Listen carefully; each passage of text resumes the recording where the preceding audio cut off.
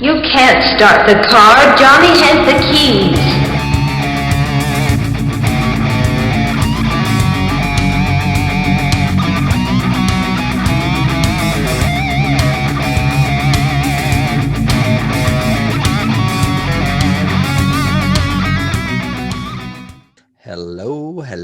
Hello out there in podcast land. You have reached Johnny Has the Keys, where we talk about horror movies and science fiction films and those key elements that lift them above the average genre fare. I am here today. My name is Tim Smith, and I am with my friend David Horton. Hello, David. How are you? Hello, Tim. How are you? I am doing well. It is actually not raining. We've had like Noah Ark weather for about a week, and it's actually been sunny, so I'm very happy. That's a good thing. You get out of your, what is it, seasonal disaffective disorder. I feel disorder like I have what they would compare, what is it, Oregon or Washington, Seattle depression. Yeah. From weather. You know, it's just ugh. Yeah, between COVID and weather, it's been wild. Yeah. I've had a good genre week again. I've been watching films. How about you? Anything going on in your genre week? I have finally just, I keep trying to check off my list and stuff, and I'm finishing up The Expanse, the last season that was on. I still need to watch that. Actually came out last year. And it's still awesome. I'm about halfway through this season, which is still great. Well done, good science fiction. Probably, again, as I've said before, the best science fiction on television right now. It's just really good. Lots of political intrigue in addition to aliens and great science. And it's just great characters. Good show. Are there monsters? There are, and they're interesting the way the creatures are done. They're aliens, not monsters. Oh no, but they have to be monsters. They're unintelligent and they eat people. Yeah, well, yes, there is that. There is a creature, several of them actually, in different incarnations that you see. Yeah, I guess they could be intelligent and eat people, like Hannibal Lecter. But yeah, you know what I mean. Yeah. I'm looking for barbaric monsterisms. Well, that's what this is. This is, it's just it's a creature sort of thing in a couple of episodes. And then in a different one, there's a different creature. So yeah, there are, alien creatures that want to eat you or kill you or whatever. Nice. And then I just wanted to say too, we got a text from someone who saw our Battle Royale episode. Oh. And it's from Etta, and Etta is a new follower of ours, and she says, I can't wait to just go back and listen to seasons 1 and 2. So she's new. Oh, nice. And she texted me and said that I know there's a lot of controversy over the Hunger Games and Battle Royale, but I still dig them both. I think they're kind of cool. And she said, I do have to correct him. At one time he said it was Stephanie Meyer, and it's not Stephanie Meyer, it's Suzanne Collins. She's right. So I made a note of it in the show notes as well as the notes on YouTube that I fucked up, basically. Right. And she said that according to Suzanne Collins, she swears she's never heard of the movie or the book, like you said, before she did it. And I was going, I don't think that's true. And I just, for some reason, I get those two series confused author-wise because they're both young adult series and they were both really, really popular, Hunger Games versus Twilight. So that's why I always get those authors confused. I haven't really. Well, one was good and one wasn't. I mean, come on. Really? Okay. Yeah. I don't know. Well, I mean, I saw the movies of the first in each series, and I did not like Twilight. I think Hunger Games was okay. I don't really remember it, but. Well, I have seen all of the movies and read all of those books, and definitely books are better than the movies in both regards. The Hunger Games tells a much better story and in a much more epic way, in both the movies and the books. I was not a Twilight fan ever, and especially not the movies. I don't hate wussy vampires anyway. I just never have. Angel's about the closest I can get to a wussy vampire, So Right. I mean, even the fopisms of the Anne Rice vampires, the period times, they're still vicious. yeah, they're vicious. They're It's just that's cruel. an Yeah. affectation that they have, sort of thing on top of it. But they're not little. They don't sparkle, and they aren't just all moaning and everything else. Except And for Louis. Oh, how he loves his well, precious that's guilt. true. And we Yeah. did mention that there was a lot of Twilight. It's funny in Louis. that you mentioned Etta. I'm assuming she messaged you. You said text. I don't guess Yeah. she has your phone number. Right.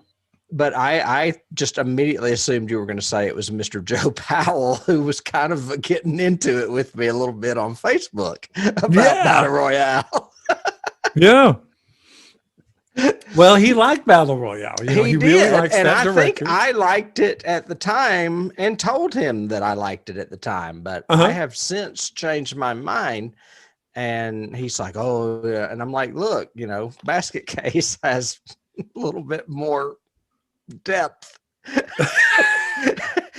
and I'm like, that movie cost $4 million to make. Basket Case cost $35,000 to make. And it's better. Well, and he got on me too about the same thing. And I said, one of the things that Hunger Games does so much better than Battle Royale is we actually care about what's happening to the characters and why. And we mentioned that on the podcast, the fact that we're just kind of thrown into this situation. Other than that little preamble at the beginning, we don't know why they're really doing this. We don't know what function it serves in society. Right. We don't know how it helps everybody. It's just basically let's list these kids and kill them. And we immediately picked up on it because it's a big, I don't know, topic of a movie. I don't know that you know what I mean, as far as being like a science fiction movie, and it didn't feel really science fiction at all. No, not at all. Not at all. No. Strange. So enough about that. What have you been doing? Genre. Well, I've been swimming in the murky waters of New Jersey with a little film called Piranha. Joe Dante? Is that Joe Dante? It is Dante, and I will tell you why I watched this movie. This movie has a lot in common with the 1963 version of the Raven. This movie has so much talent behind it. And I kid you not, it was produced by Roger Corman. It was it was directed by Joe Dante. Wasn't it written by Cameron? John Sayles wrote it. What? No way John Sayles wrote Piranha. John Sayles wrote it. Rob Bottin did the effects. No way. Yes. And God, who does it star? Because from what I remember, that movie sucked. It's not good. So it has that in common with the 1963 version of The Terror as well. Also having been produced on the cheap by Roger Corman. It stars Bradford Dillman, who you would recognize. Yes. His picture's up there. 70s actor. Mm-hmm. As well as a woman named Heather Menzies Urich, who was one of the daughters in Sound of Music. Okay, great. It has Kevin McCarthy, who is actually getting devoured up above me, if you recognize the bloody face. Keenan Wynn is in it. Oh my God. Dick Miller is in it. Barbara Steele is in it. What? I mean, that's what I'm saying. I was like, I have to watch this. There's too many reasons. It should have been great. Right. And let me tell you, it must have been okay for the time, because when it came out, there was a whole slew of these Jaws ripoffs coming out, including the Jaws sequels, Jaws 2 and Jaws 3, this, Blood Beach, Orca. I mean, there's like 20 of them. There's a ton of them. And Universal did Jaws. Is that right? Yes. Yeah. Universal was going to sue Roger Corman, whatever company he was with, New World, whatever. And Spielberg saw the movie and loved it and said, no, this is not a ripoff of Jaws. Y'all need to drop this lawsuit. And that's how him and Joe Dante became friends and ended up working together on Gremlins and the Twilight Zone movie. So that's how they met, because Universal was trying to sue the makers of this film, and Spielberg stepped in and said, no, it's a good film, leave him alone. Yeah, I think I remember reading that he noticed Dante because of Piranha, and that's why he wanted to, produce for him as a younger director kind of thing. Yes. And I think you're right about Cameron. I think Cameron's first movie was the sequel to this. Piranha 2. The Spawning or something like that. More, I've not seen that. This was actually on Turner Classic Movies. Gosh, see? So I was like, I'll watch it. And I stayed up watching this piece of crap last night. And I don't know how to, it's ridiculous. They're a tropical fish, but they're in New Jersey. But it's a mutant strand. And the government knows about it because they were being bred to send to Vietnam so that we could win the war. And then the war was over and they didn't know what to do with them. And they just, I guess, left them in New Jersey. Yeah, just released them into the wild. Barbara Steele overacts like nobody's business in this movie. I've never seen those Christina Ricci eyes any bigger than they are in this movie. She's just like... I don't know. It's worth watching just for some of that stuff and some of the effects. I'm ready for my close-up. Yeah. Rob Bottin was 17 years old when he did the effects for this movie. Wow. And went on a few years later, 4 years later, to do The Thing with Kurt Russell. The Thing. And didn't Bottin do Howling as well? He did. And that was Joe Dante. He did. Yeah. Yeah. But it's a ridiculous movie, and if you have time, I highly recommend it. So that's what I've been up to. Yeah, no, that wasn't. Those piranha are not very, very scary monsters, unlike the movie we're talking about today, which has a scary monster. Well, and look at the size of that piranha that's on that woman. The piranhas are the size of a hamburger. That thing's gigantic. That's like eating her on the poster. Oh well, movie, but that's because they're making a Jaws allegory sort of thing, Yeah. But sorry, I didn't mean to ruin your segue. Piranhas are really small and flappy. They're like the size of your hand. Yeah. The reason they're scary is because 1 million of them attack you at once, not one giant one. Oh yeah, they can get the body clean in no time. We've seen that in several sitcoms in the 60s and 70s where they would have the fish tank and they would take the hamburger, the whole, like the Munsters did it all the time. Right. With the big, huge chunk of steak and they'd put it in there and then a little chicken bone would come out. Right. They do that in this movie. They drain a pond that had them in it, and there's like a skeleton at the bottom of it. Picked clean. Just, look at the bones. Yeah. Exactly. Right. Well, I ruined your segue earlier. We are in science fiction territory with a much larger predator. Yes. That helped you to... Yes.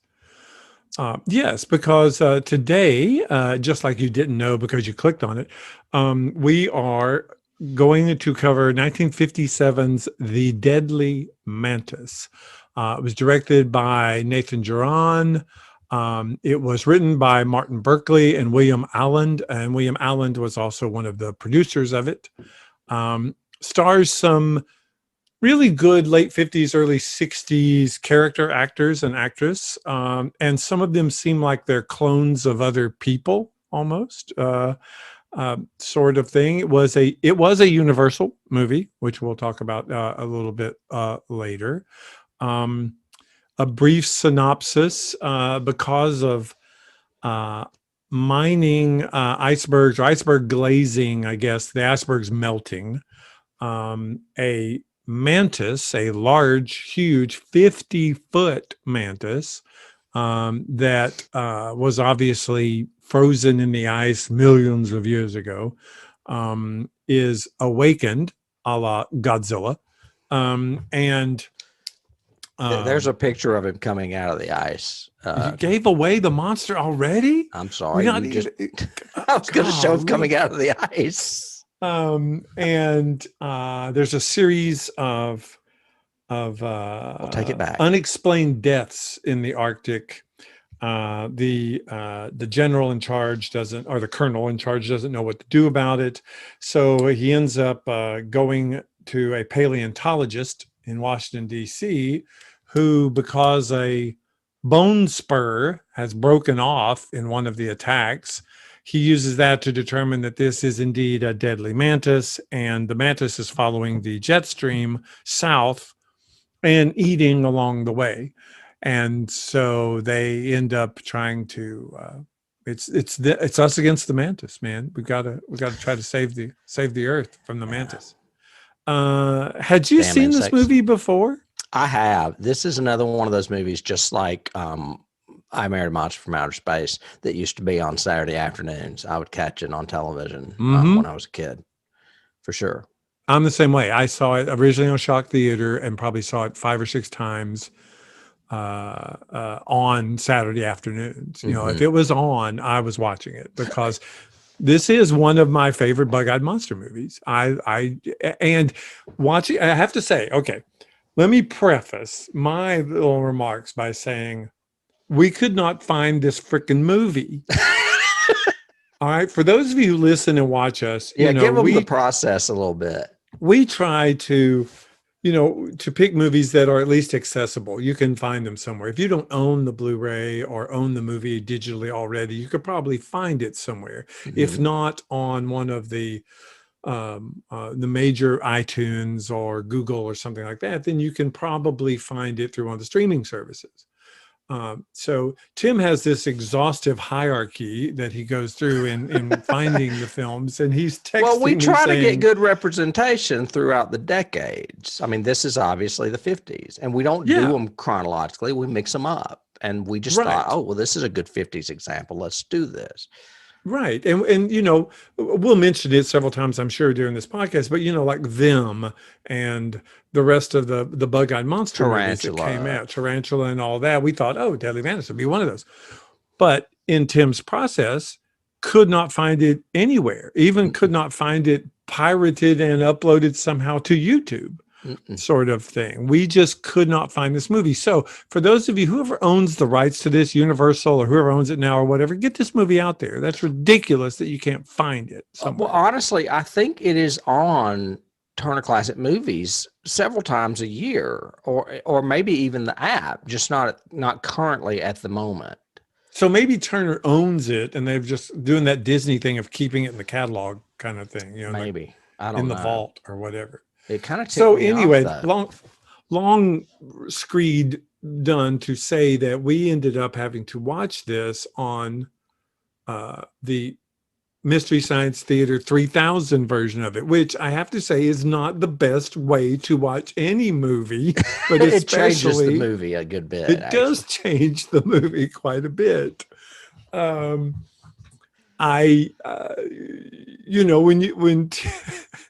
And for those of you out there listening, when Tim first told me about it, he texted me. He goes, "I can't find this movie anywhere. It's pissing me off. Da, da, da, da, da. The only way we can watch it is Mystery Science Theater." I said, "No, you can't. We cannot watch that. It'll be sacrilege. It'll be terrible for the movie. Don't watch it." But we ended up having to anyway because it was the only way to get it.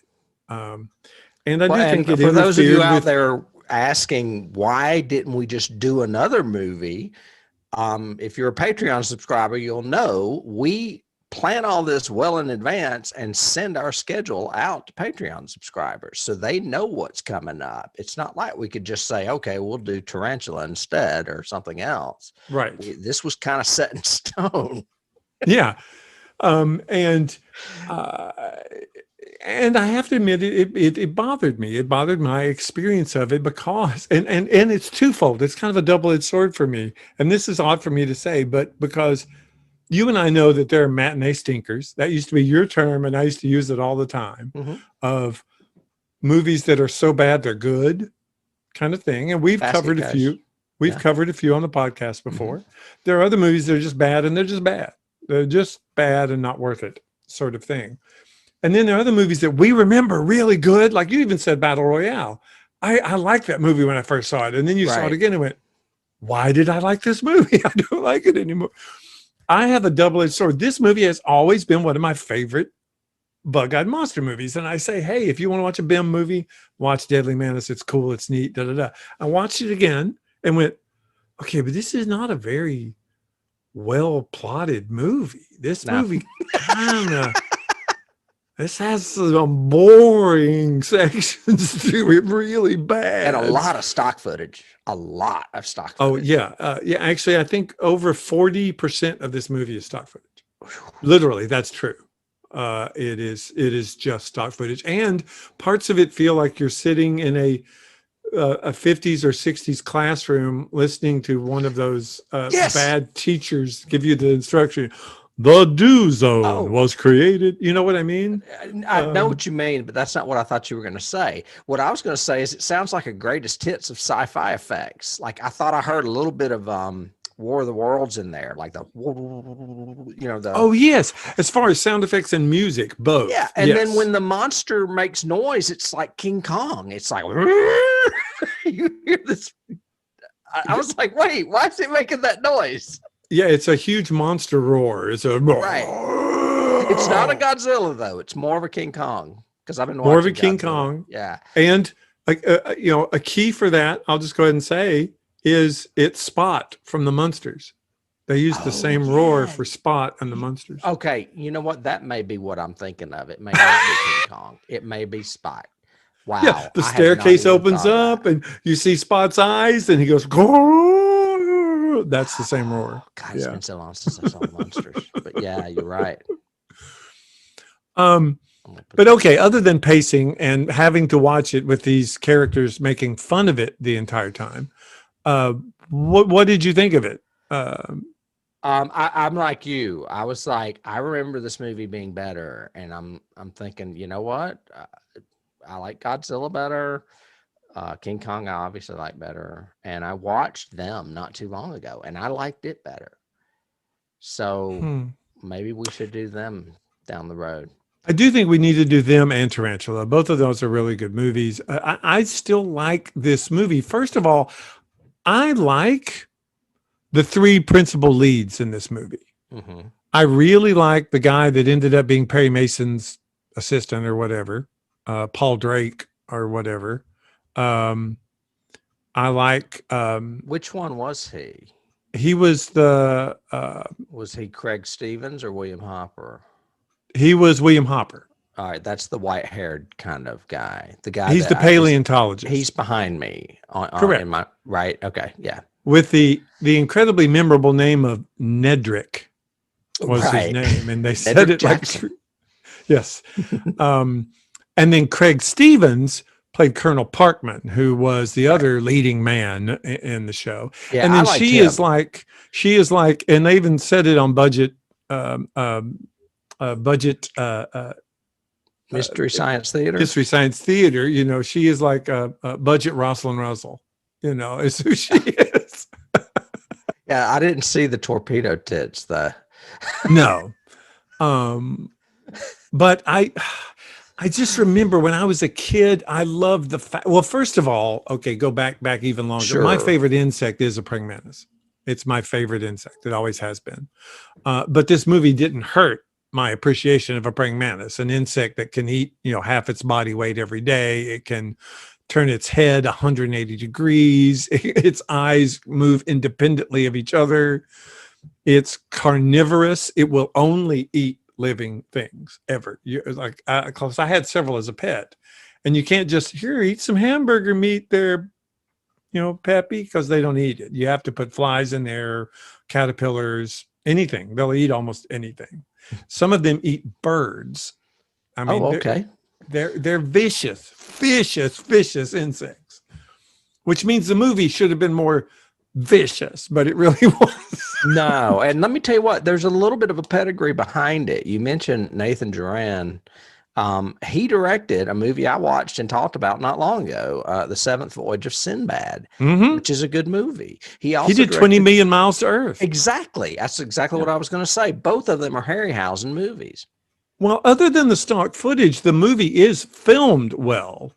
I mean, even you know, it has some memorable scenes. I love the scene where, you know, they're both talking. She's over at the bookcase and the mantis is sneaking up on them in the back in the window, you know, kind of thing. I like the, I like the scene where he actually explains you know, the mantis, the scene you're actually, the publicity shot from the one you're behind you, where he's describing the dragonfly and, you know, to her and the professor, and then why he thinks it is a mantis. Right. There, it came from also a pair of screenwriters, one who did not really do hardly anything, but the other one wrote Creature from the Black Lagoon, and he also did like several other 50s and 60s sci-fi movies. So the guy that wrote it had been doing those kind of movies. I want to say Tarantula was one of them. Yeah, I went into it and I think I've made two summations in my research. One is they said it was filmed in 13 days. Oh, So I think that may be part of it. that's less than Basket Case, I think. And they were very, very, very dependent on the government giving their okay and the government giving them partial funding for the budget for the studio. So I think that's why they had like that 50s sort of, and then there's radar. Radar saves all of our lives, you know, sort of stuff. So I think maybe those two things kind of altered the script a little bit. So we have a bunch of stock footage that they help provide. That, you know, make sure you show our jets every 5 minutes. And those big glass charts. Yes, those big glass charts that everybody looks through. Yeah. You know. Probably the Army didn't like, or the Air Force didn't like the way they portrayed their men in the North Pole, was like extremely stupid doofus horn dogs. That was kind of silly. But I think those two things combined kind of took away from what the script could have been. You know, one of my biggest complaints was, okay, they literally spend like 5 or 6 scenes, probably a good 20 minutes of this movie saying, what could this be? We don't know. It's so strange. It's, you know, it's killed this aircraft. Oh my God, what are these tracks in the snow? We know what it is. It's a deadly mantis. You said it in the credits and you showed a picture of it. It's not like Jaws where we're waiting to see the monster appear. You know, Right. We know what it is. Well, we are kind of waiting to see it appear. It doesn't appear right away. Yes, but it doesn't appear very effectively. It really appears in basically the scene that you've got on behind you right now. Well, the one where it comes out of the ice, and then I think the second scene is when it's looking in the building. I have that. Oh no, I don't. No, the only time when it's in the ice in the credit sequence, it never moves. It's just the like ice melting, you know, and you see it behind there. It looks the like first time we see it is when it attacks the Intuits. Okay. And that's right. And that's the first time we see it. And it's that shot right there you've got on the left with the big shot of it. You know, and you're talking about the, I guess, are the Eskimos, whatever the native people of that frozen land are. The Intuits, yes. Okay, yeah. And the very, very sped up stock footage. Listening to what sounds like a weird helicopter kind of fan noise that it makes when it flies. That's what I'm talking about. It's like got every science fiction noise in it from other movies. And at other times, it really sounds like they've taken something from The Fly. You know, it sounds like, and I'm going, what is that? That's the kind of like the sound that reminds me of War of the Worlds, the shaky sound. Yeah. The symphonic use of the music is every time we see the creature, it's dun dun dun dun dun dun dun. It's the same as they do in all those 50s monster movies. Yeah. But what, any other scenes or anything that stuck out to you? I love the scene where it's looking in the window and she's walking around, not noticing those two giant eyes, just looking in the window. Mm-hmm. And then all of a sudden she sees it, man, and she hollers. And Mm-hmm. it's like got those hook, like it does behind me, the bent legs, and it's like kind of poking at the roof of the building. Yeah, they did. It's They carnivorous, but it's going to open that building like a nut, like a peanut, to get to the meat inside. Yes. And I'm sorry that they did that, because, if you ever observe a mantises are known for, extraordinary patience. They'll stand and wait literally for hours. Because they're like camouflage. Yeah. Yeah. And their eyes are doing, two different directions. So they're looking all around themselves, and they'll wait till something gets right where they want it to go. And then they're already eating it. Yeah. And everything else.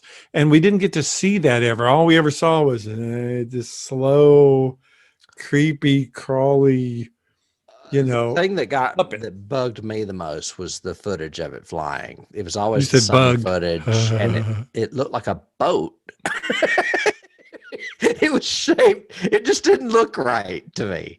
The shape. Well, yeah, of it. because they tuck their legs, and then Yeah. they have 4 sets of wings that, and then, so they used a puppet for most of it. They used a silly puppet when it flew that looked really weird. Mhm. And then they actually used a real mantis Yeah. on the shot of it climbing up the Washington Monument, Right. which looked actually pretty cool. But then we cut to 2 guards on the inside who just basically hug each other, and nothing really happens. I mean, I would.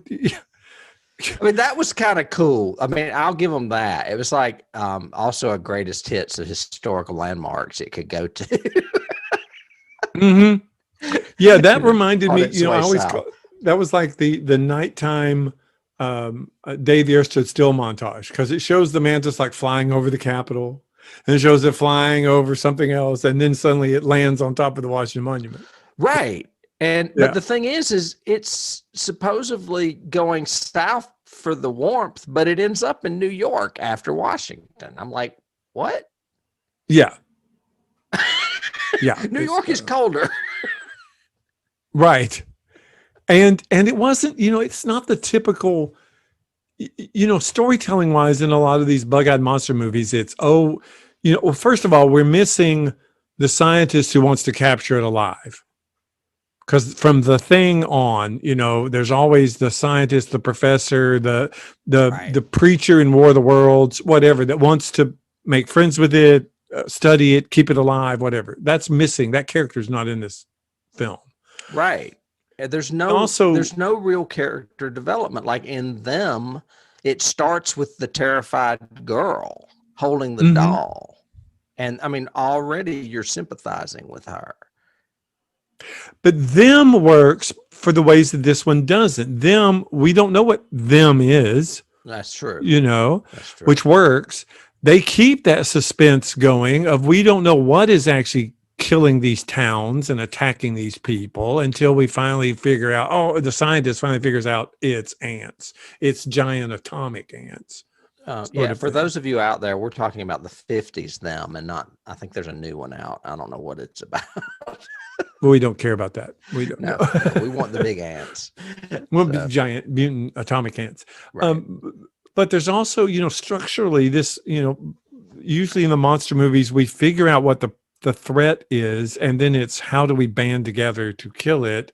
What we have doesn't work. We have to come up with something new and alternative, or, if it's War of the Worlds, they kill themselves with microbes. But we have to come up with some way of eliminating the threat. In this, no, we just ram a jet into it, and then it falls and crawls into a tunnel. And they have to ram a jet into it because they shoot as bad as those kids in Battle Royale. They're like shooting at it stormtroopers constantly, and they never hit it.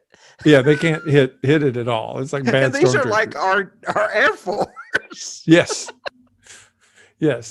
And then they end up forcing it into a tunnel that they then close on both sides with tarps and fill it with smoke.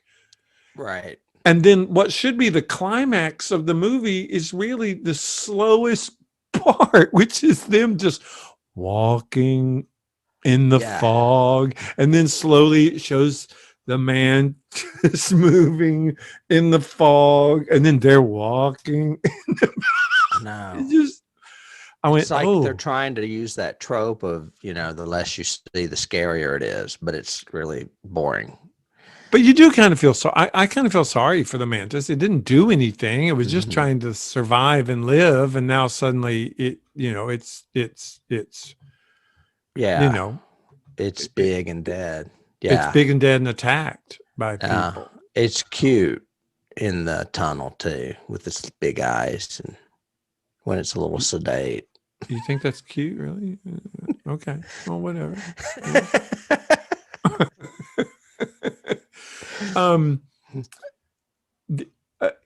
The whole okay, I have to mention another scene. Are you going to talk about those guys making comments? No, that was bad. But no, the ones that don't make comments, the scene, as you guys watch this, the scene where the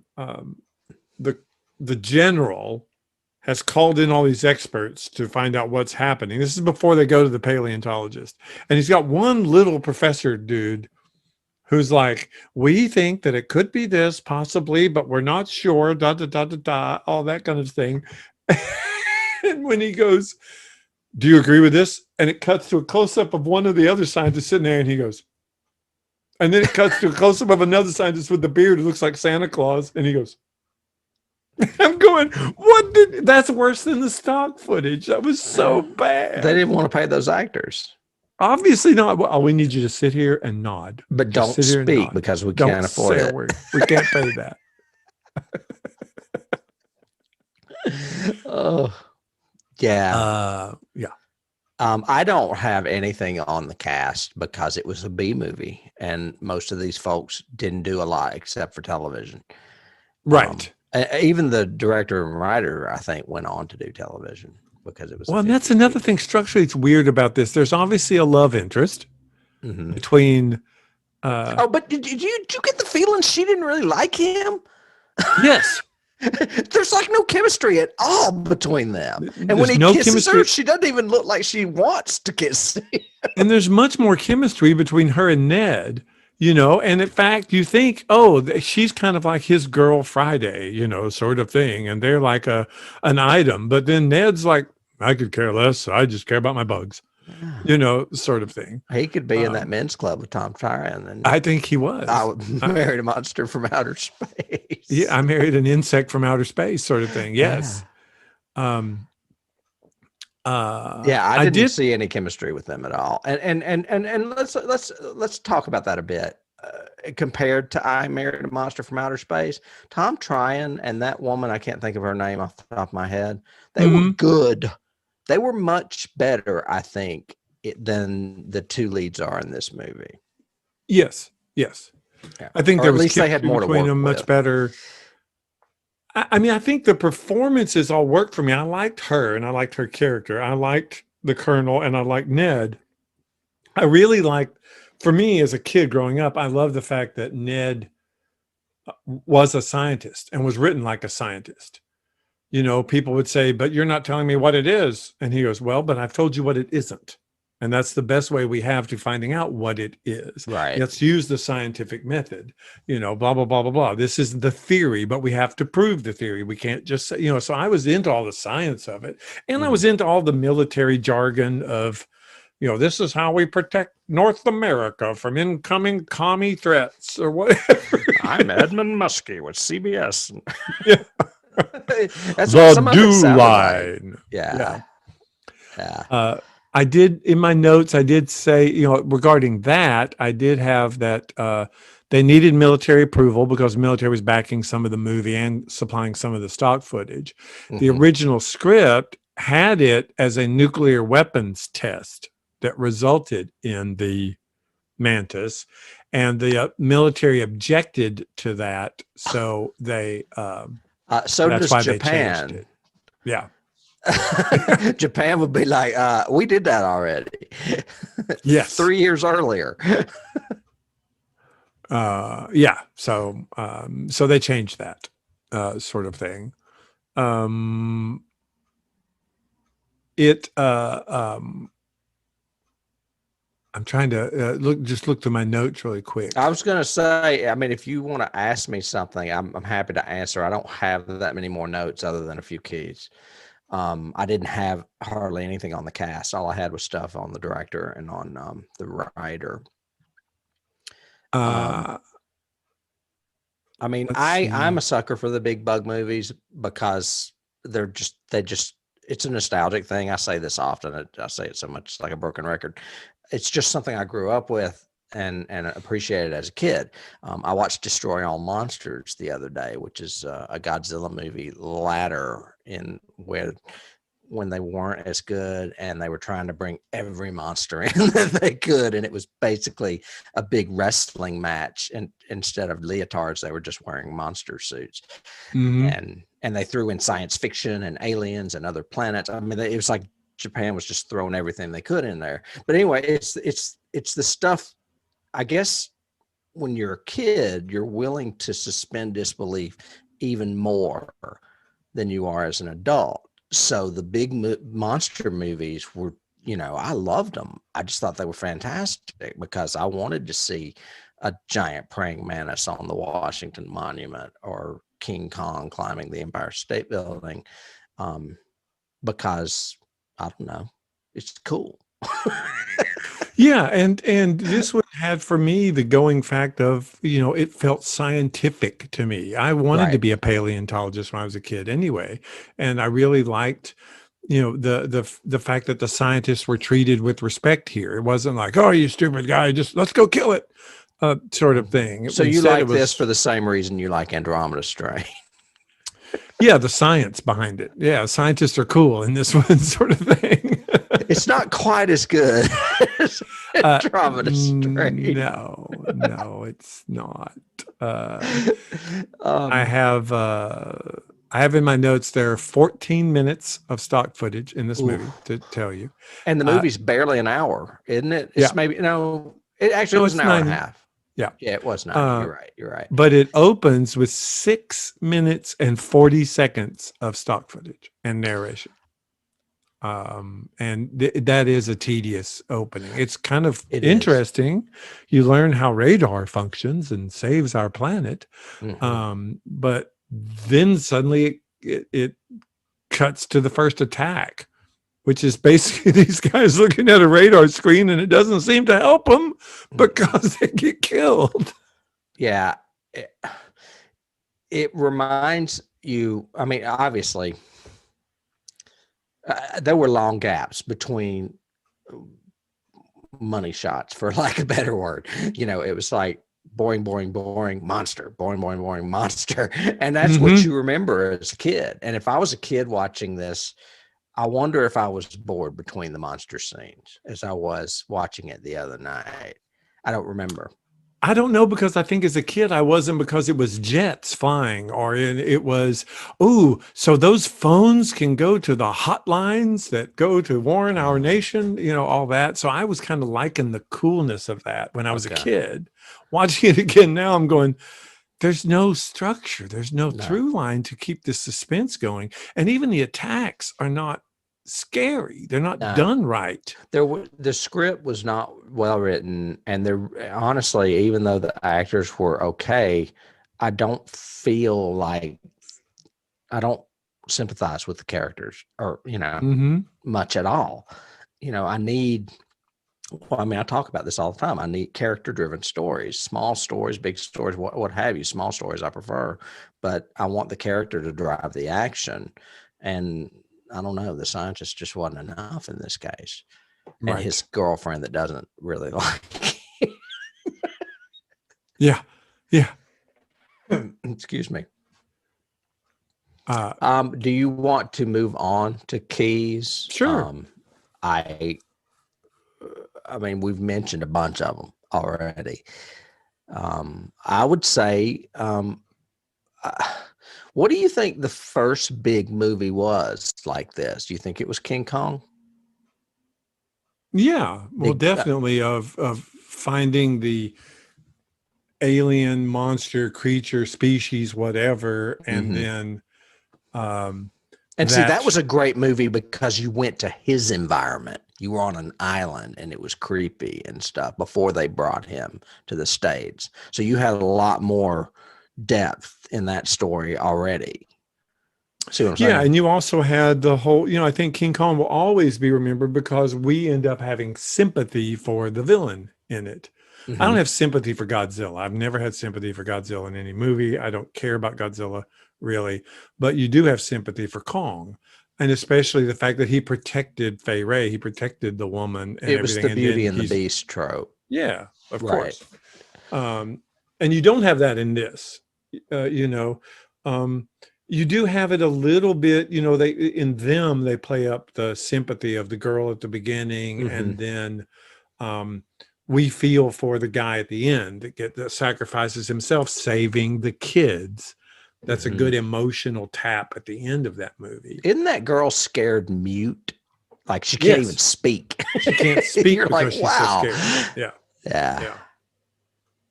So, all right, then I'm throwing King Kong out there. Then it's probably one of the first of these big creature movies. Definitely, I would throw King Kong. I would throw out all the ones that we've mentioned that are in this era: Tarantula, them, the Claw. The Claw was a movie that was very similar to this, but terribly done. Bad puppets, bad everything. I'm going to throw Godzilla in there because it was 3 years prior. It came out in 1954, the original Japanese version. Yeah, I think it came out in 1956 in America when they recut it with Raymond Burr. And I'll stand up for Godzilla. I wouldn't mind doing the original Japanese film any day because there's a lot to that movie. I mean, you don't feel sorry for the monster as much as you feel sorry for Japan. But there's a big anti-war message to that movie. But anyway, so I would just say it's a better script too, even though there is a lot of smashing. Yeah. I wrote down a quote that I found online that said, this was in amongst all of these bug-eyed monster or these creature movies. It says, dinosaurs, mutated spiders, monstrous ants, giant mutated bees, huge leeches, giant scorpions, giant shrews, even monolith monsters made appearances during this time, even a lump of jelly. Blob. Yeah. Yeah. And I thought that was well written. That was like, I remember Black Scorpion? It was a giant scorpion. And some of it was Harryhausen, because when you mentioned the bees, I was like, I don't remember seeing bees until the 1970s. But then Mysterious Island. There were some bees in the what'd you say? Mysterious Island has giant bees. That's what I meant. That there are giant bees in that. You're right. There's a giant crab in that as well. But do you remember like in the 1970s when like Food of the Gods came out and they had like giant animals, giant rats, giant bees? Oh yeah. Things like frogs. that. Frogs had, they weren't giant. Now see, there's a difference, but there was true. Frogs there were some of those in the 1950s as well, where it was insect related, but not necessarily giant insect. Hey, the 1970s had Night of the Lepus, which was rabbits. With giant rabbits. And Bones McCoy. Yes. Giant rabbits. And there were a lot of 70s that had those giant spider movies, or just spiders in general. But that's what I was going to say. It's just spiders in general, because there were lots of movies where there was a William Shatner tarantula movie, or Kingdom of the Spiders. That was the name. Kingdom of the Spiders. Yeah. And it was just a bunch of spiders, just a bunch of them, not a big one, but a bunch of them. Right. And Deadly Bees. There were lots of those. The Swarm. That was when the killer bee thing was. Right. In the 70s when the killer bees was a big deal. So, so I think there's a difference between the mutated giant creature and the just normal bunch of them creatures. Yeah, but both of them play to the fact that we don't like them, big or small, because they're bugs. They're creatures. Yeah, they're bugs, and they're bugs. Ugh. I mean, there's scientific inaccuracies in this movie when he says the stuff about every human creature has a skeleton. No, it doesn't. Why did you say that? You're the scientist. You're the smart one. And he goes, the so-and-so flies 600 miles an hour. Bullshit. 600 miles an hour? There's no way. It's on the. It's faster than a jet. Are you out of your mind? But so yeah, there was that. I did have one cast. I just happened to see his picture. Is that guy that played the corporal was Paul Smith. I've seen him in a million things since then. Oh yeah, television. The one that he was fawning over the woman. Yes. Yeah. She looks like a butterfly who just whatever. Dude it was kind of creepy, but he was in a lot of television in the 70s too. Last night while I was watching Piranha, Bradford Dillman was the lead, and he looks like Paul Smith. And all of a sudden I thought, oh wow, man, I've got a whammy here. I've got a movie that I'm watching now with the same guy that was in Deadly Mantis, but it wasn't him. Yeah, right. I thought I was going to have a winner though. But they do resemble each other. I have kind of an obscure one that's a key for me but just came to me. And I'm sure that there are others that fall into this category, but this whole, we create suspense at the beginning of the screenplay by having a remote outpost, and then it suddenly either goes dark or is attacked or has a thing. And mine was Star Trek, the motion picture, because it starts with the Klingon battle and we don't know what is attacking them, but they're all killed. Then suddenly there's a remote outpost, station. We don't know what's happening to them, but suddenly they all get killed. And then we suddenly get our Captain Kirk and Spock pulled into the story. But we didn't, it's that whole progression of suspense of smaller. You're talking about the first movie? Yeah, motion picture. God, the I haven't seen that in so long. Before V'ger appeared and, right. And everything. But lady. Bald head lady. Yeah. You mentioned the monsters, which I didn't even think of, but you're right. That spot is a big clue. There's another movie that we may or may not be covering this season that is definitely pays homage, I guess you would say, to this movie, or was inspired from, and that is The Host, which is a South Korean big monster movie. Not really a bug, but I don't know what it is. It comes out of the ocean. Okay, ocean monster. Yeah, but I would definitely put that in there as a key as well. I think that's good. I have a couple of actual keys. The heavy use of stock footage in this was agreement, like I said, with the military, but also really pushed by William Alland, who took co-writer credit, was also the executive producer. And he liked it so much that he made it a rule that in all the movies that he worked with, they would use a lot of stock footage and a lot of narration. So in The Mole People, they do the same thing. It starts out with a whole documentary by Sir Edmund Hillary about Mount Everest. And do the mole people live in the mountain? No, they live under the mountain. Okay. I haven't seen that. I don't think. I know what it is, though. The Mole People is pretty interesting. It actually has a really cool big twist to it that you might find interesting, which is basically this entire culture that exists hidden inside the earth, and they've never seen the sun or anything. They're a whole subterranean culture. No, this is different than that. What is that saying? Shakespeare wrote everything and everything's just ripping him off. Yep. It's like all these stories just start running together. They do. And then all of the scenes from the Eskimo village or the Inuit village are from a 1933 movie called SOS Iceberg. Right. I read that was all stock footage from a historical event. Correct. And they even sped it up in the movie to make it, made it look even worse. It was just not a good idea. Yeah. And that's basically it for me. It was, I feel really conflicted watching it. I didn't like the experience I had watching it because we had to Mystery Science Theater it.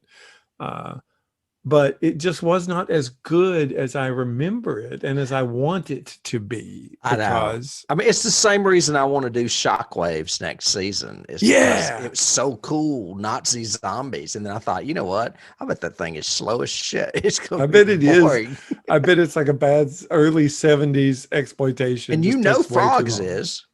Oh, yes. Yes. I saw And that I saw at that a at the drive-in. drive-in. I swear I did. Yeah, it's Sunset Drive-In. It was like the second feature. Yep, I did too. And it had Ray Milland in it. Uh-huh. Oh. Dude, Frogs yes. and Squirm. Frogs. Squirm, yes. There's one with worms. Do you remember the one that was just and it was it was like the Dr. Moreau kind of thing where the guy was trying to turn somebody into a humanoid snake? And the whole movie was just called, it was just S's. I remember the title, which is really stupid for marketing, but yeah, I don't think I ever saw it. Yeah. But there were plenty of snake movies too. And I guess the key also would be, you know, the paleontologist in this, Ned, does go on to be Paul Drake. He is, you know, Perry Mason's like big dude for like every season, forever. I never watched Perry Mason. Yeah.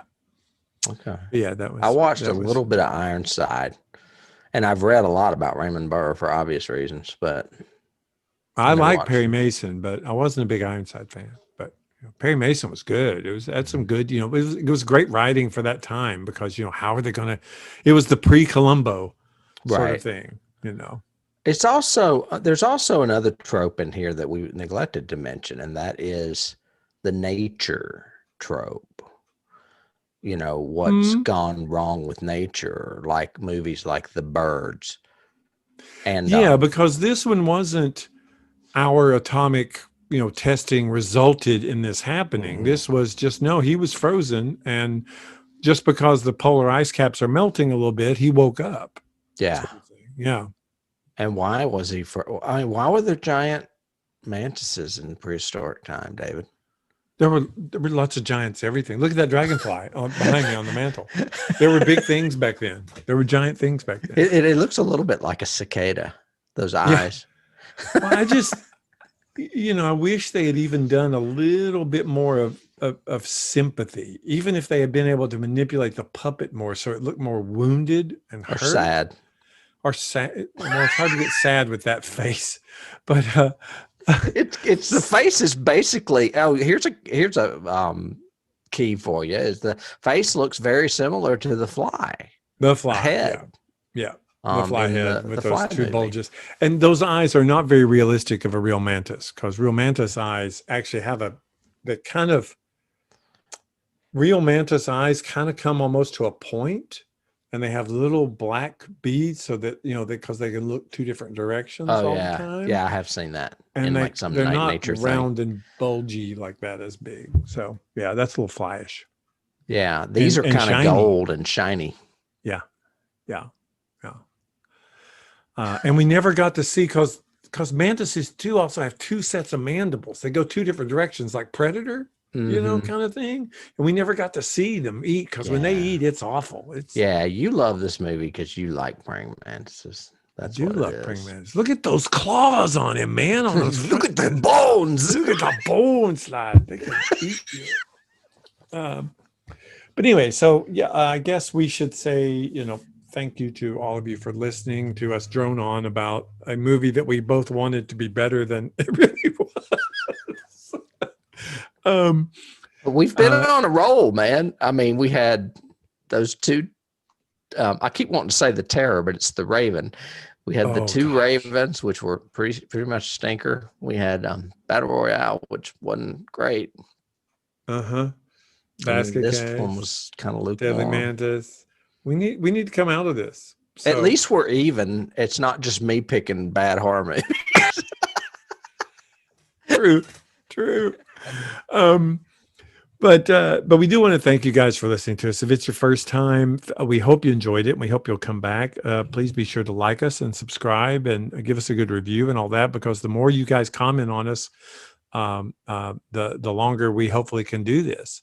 And then if you are returning, do the same thing. Even one comment of like the show this week, guys, or you guys suck, or whatever, any of that. We really would appreciate you guys getting in touch with us. I've got something else I'll say, and we really should say it at the beginning of these shows, and I keep forgetting. I'm on that app, as are you, called Letterboxd. Yes. I can't, it's like LETTRBOXD. I don't know. They Yes. take some of the letters out of it. And it's kind of like Goodreads, but for movies. Mhm. And you can like catalog what movies you've watched. You can rate, you can review them. I'm listed under either Tim Smith or Smith Tinky, but I do have the picture of the Johnny Has the Keys logo on there. And you can friend me or David Yes. on there as well and see what we're watching and stuff, because I do try to, I'm not cataloging everything I've ever seen, but as I'm rewatching stuff, I'm definitely putting them in there. So Yeah, I am too, in the same way. And that's a good way to, hey, Letterboxd, if you're out there, we could talk to you guys about sponsoring us. No, just kidding. that's true. But, And I will try to put a link to them in the show notes now that I think about it. Yeah, that'd be awesome. And again, if you are returning, thank you so much.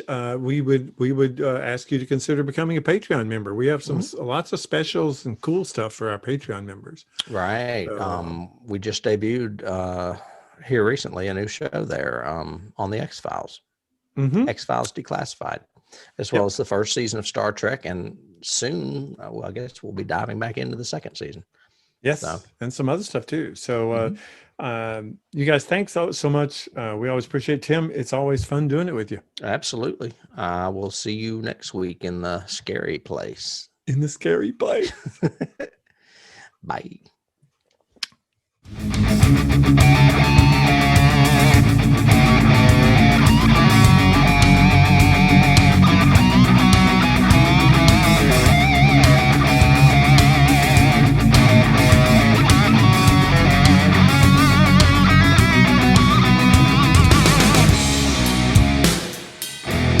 You can't start the car. Johnny has the keys.